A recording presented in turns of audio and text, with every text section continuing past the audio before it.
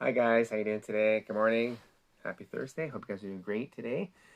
So today we're going to talk about the state of mind that stands between you and your success and how to combat it. All right, guys, hope you're doing awesome. Let's get into it. This is a little blurb here. This is by Nancy Martinez. We try to hear our friends, neighbors, and family complain of feelings such as annoyance, lack of courage, exhaustion, the feeling of not having a clear direction, which has generated mental fatigue that is becoming increasingly difficult to handle. That's a blurb in the beginning. Pardon me. Do you want to start a new activity, exercise, go for a run, read a book, but when Monday comes to start, you're tired. You have a lot of work, you postponed it for the night, and you realize that it's already Wednesday, and you go back to say, next Monday I will start. The pandemic has come to a surprise to many of us and brought with it many challenges to endure in our daily lives. Due to a fatal disease, we have to face those emotional consequences that it leaves us and begin to be resilient.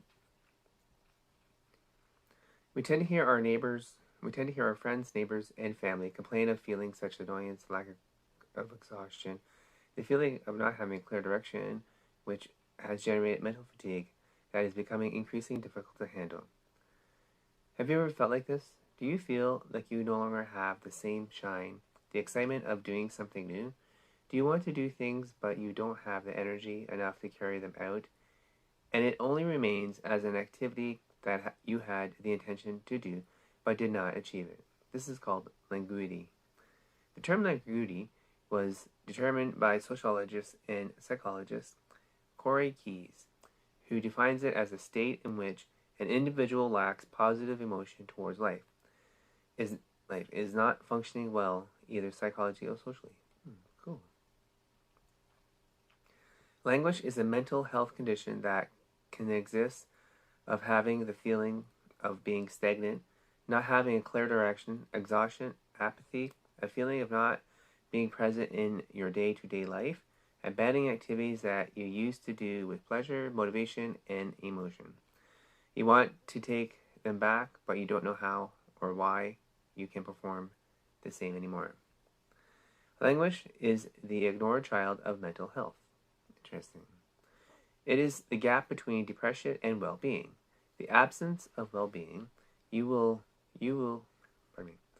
have no symptoms of mental illness, but you're not the living picture of mental health either. You're not running flat out. Languish tarnishes your motivation, impairs your ability to concentrate, and triples your chance of cutting back on work. It seems to be more common than depression, and in a way it can be a major risk factor for mental illness. Adam Grant told the New York Times. According to the GQ magazine, only in Mexico, 27.3% of adults present depressive symptoms and 32.4% anxiety symptoms. But nevertheless, most people do not realize that their depression is not depression, but languor. Oh, very interesting. Since many confuse the last term for a concept close to row of or laziness, and the reality is that it does not go there. The person has every intention to do things, but his energy is not enough to carry out the activity in the ideal way. Many times we self-diagnose or put our symptoms aside, believing that we are exaggerating and that it will soon pass, without realizing that if we suffer from languor, our levels of creativity will decrease, productivity will be affected, concentration will decrease, and this will undoubtedly harm our performance at work and interpersonal relationships in our environment. Interesting. Languish without doing something to avoid it can ruin our life because it weakens motivation, it interrupts the ability to concentrate, triples the chances that your professional performance will decrease.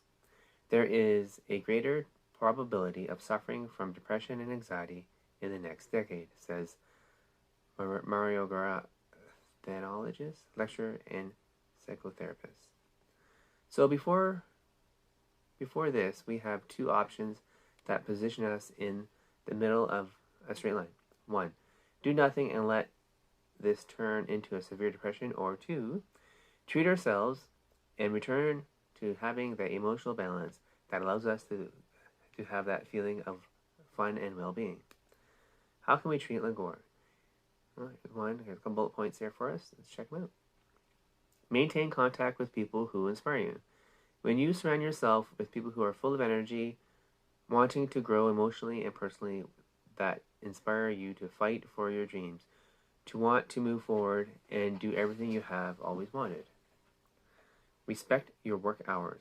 Now that many of us are in the home office, it's easier for us to exceed our working hours. A task that we can finish in 2 hours, we extend to 3 or 4, thinking that we have more time because we're at home and we can finish it later. Without realizing that this causes the imbalance between our work life and social life. If you start to respect and set working hours, you will achieve better planning what you can do before or after activities, thus having time to return to that book that you have saved since you bought it, or simply left it halfway, to enjoy your family and, most importantly, yourself. So respect the hours of work. Resume these activities that you left aside. Go back to exercising, go for a run in the mornings, or read meditation, go out for dinner or dancing with your friends. All this will strengthen the emotion of doing different activities and heading to new experiences and knowledge that will give you back your motivation and energy you had. Cool. Stay away from pessimistic people. Although people can inspire you and share their energy with you, they can also affect you. It can infect you with their way of seeing life. And if we do this, that they are going through the same problem as you and have Lagore, they are people who will keep you in the state of constant mental laziness. Choose to keep them away from you, since neither you are a good company for them, nor are they good for you, at least as you leave your recovery process. It is important to take into account that this will take time, to do it little by little with intention of recovering your mood or not just killing time and keeping busy. Do not presume to overload yourself.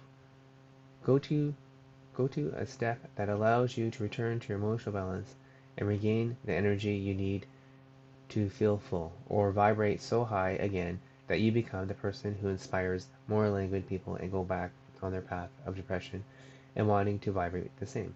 Okay, guys, so hope you understand that article. It's pretty cool. I never knew that was the Gore thing before, so it's good to know that you can fix that up. And it's a one step before depression, though, is how I understand it. Alright, guys, I hope you had enjoyed that article. If you want to read it, I'll be in your email around 8 o'clock. And if you're not part of my email list, just join thepositivelifebook.com and you can get in there. And there is a free affirmation list there as well. Alright, guys, thanks. Have a great day. Take care. Thanks.